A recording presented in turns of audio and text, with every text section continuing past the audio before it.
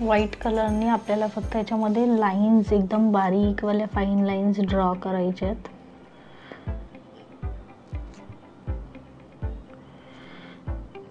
आपल्याला जसं माहिती आहे व्हाईट कलरमध्ये आपण कुठलाही कलर मिक्स केला तर त्या कलरची लाईट शेड ही तयार होते.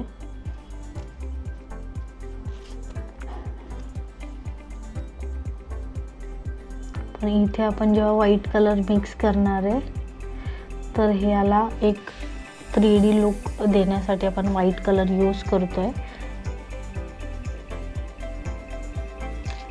आणि एकदम बारीक हाताने जास्त रंग न घेता फक्त ब्रश त्याला लावून आपल्याला ही जी लाईन ड्रॉ आहे ती ड्रॉ करून घ्यायची आहे.